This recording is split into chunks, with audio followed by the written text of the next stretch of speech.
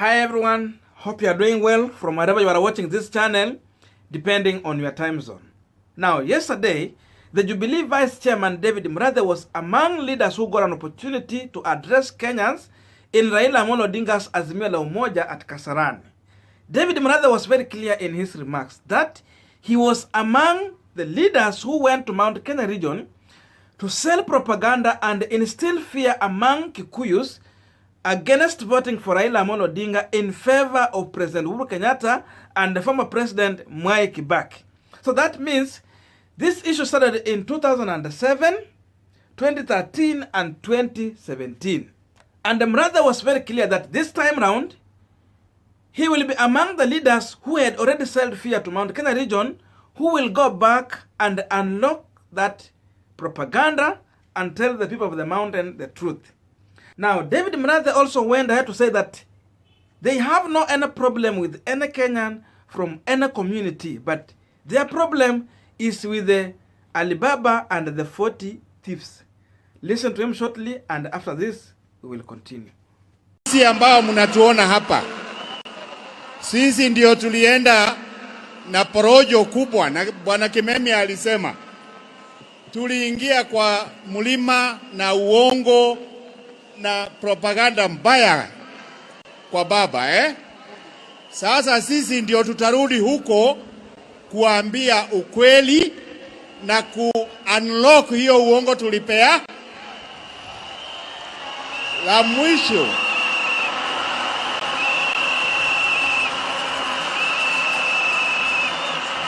La mwisho mujue ya kwamba,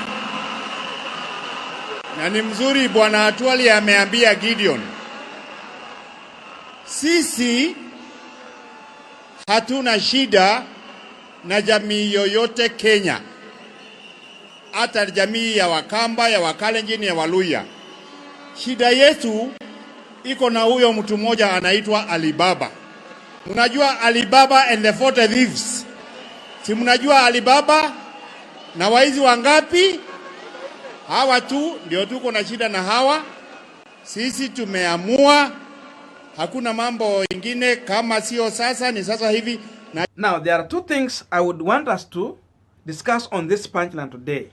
Number one, why Mount Kenya leaders were instilling fear among Kikuyus and propaganda against Raila Odinga. Then, why now they want to go and tell them the truth. And number two, who are these Alibaba David Murathe is talking about? But before we go deep into that, I have a quick request. You might be watching this channel, but you have not yet subscribed.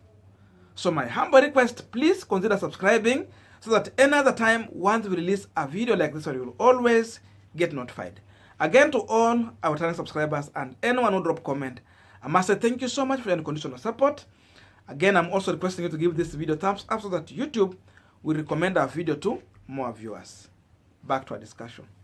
Now, the issue of instilling fear and propaganda among Kikuyus against Raila Odinga was just because of simple reason that in 2007, Raila was so much popular and there was no way Mwai Kibaki was going to defeat Raila when almost all the tribe were with Raila Odinga.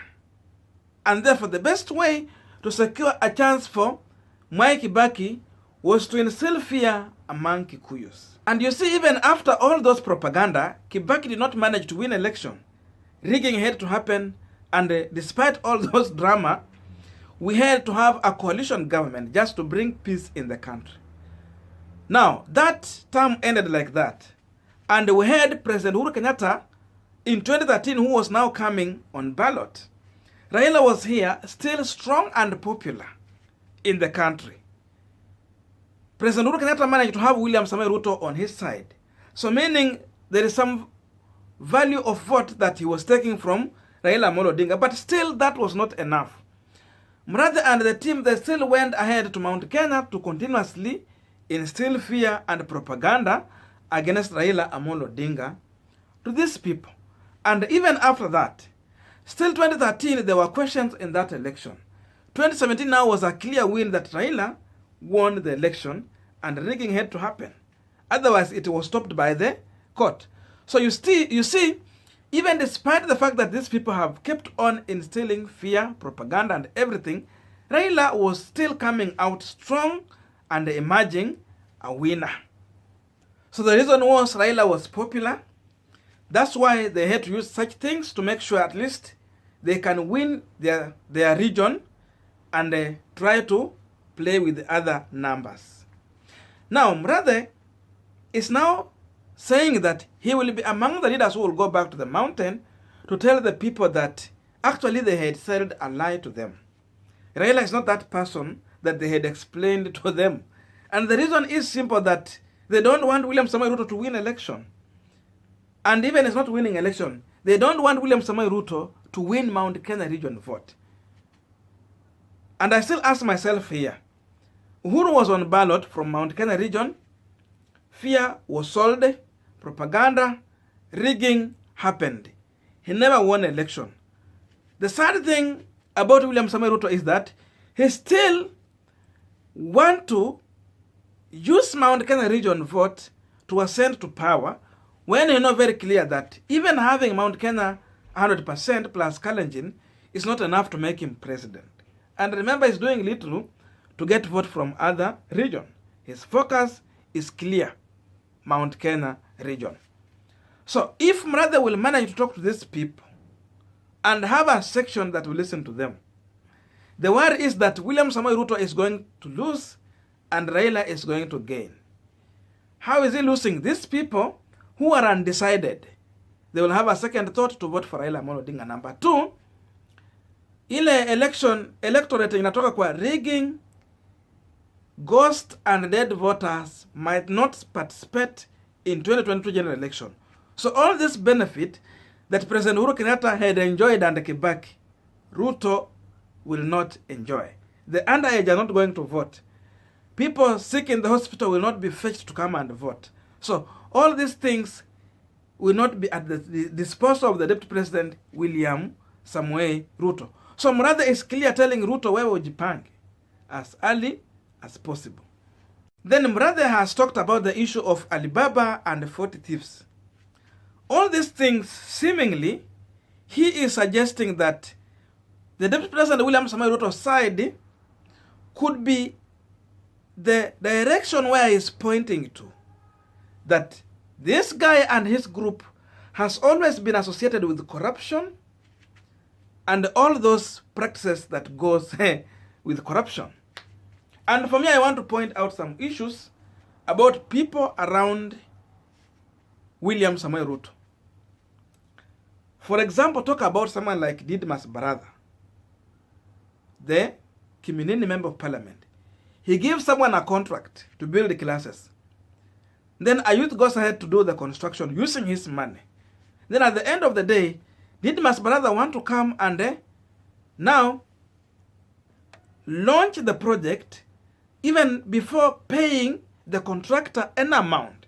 And when this contractor comes out to ask for the money, he goes ahead to slap him in public.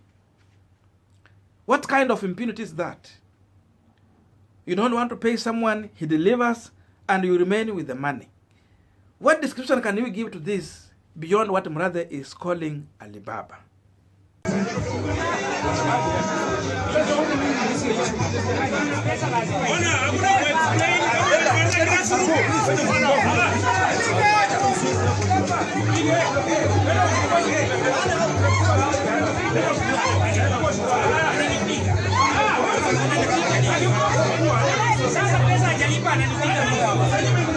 Someone like Boni Khalwale, the former Kakamega senator, he get the money from William Samoei Ruto. Then he don't distribute this money the way they had agreed to consolidate on the ground. And anyone who comes to question him about the money or raises his voice to reach to William Samoei Ruto, what does Khalwale do? He goes ahead to organize goons who will come and beat these people so that they can be silenced to avoid talking about issue of money. So these people around William Samoei Ruto have problem with money. What description can you give to this other than the Alibaba description that Murathe is talking about? We wanted to advise you, William Ruto, as our deputy Deputy President and as a presidential candidate of UDA, we have observed few issues over our veteran Pony Khalwale. The first thing, kama nikufa nataka nikufa. Wachana na Khalwale. Hapa tutakufa. Hapa nitakufa. Wachana na Khalwale, wachana na Khalwale. Wachana na Khalwale. Hapa nitakufa. Wachana na Khalwale.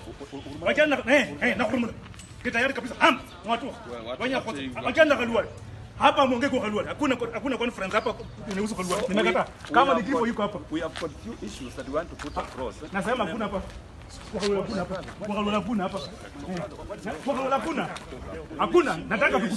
Someone like Silvana Sosoro who goes ahead even to fight in the burial. Mtu amekufa, people are mourning. But because Osoro want to prove to William Samoei Ruto that he is his man, he should trust him, he goes on extent of sacrificing to fight other leaders in the burial to appear stronger. What description can you give to this other than what David Murathe is talking about? So these are the kind of leaders around the Deputy President William Samoei Ruto. Wewe wacha. Kwa hivyo nataka kusema hii biashara.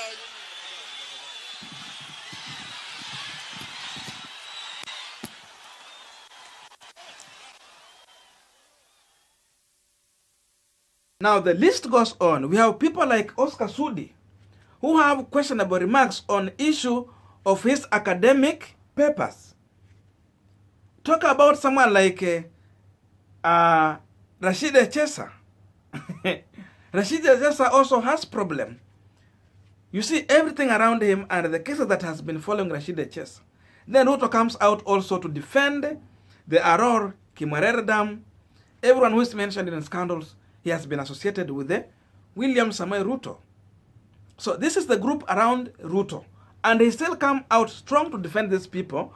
And even up to now, Ruto has not explained to Kenyans, just in case he get an opportunity to be voted in as the next president of the Republic of Kenya, how he will manage to fight the issue of corruption. Because this is the cancer that is killing Kenyan economy. If you remove corruption from Kenya, I'm sure everyone will be comfortable staying in Kenya, doing their businesses, and life is going to be easy.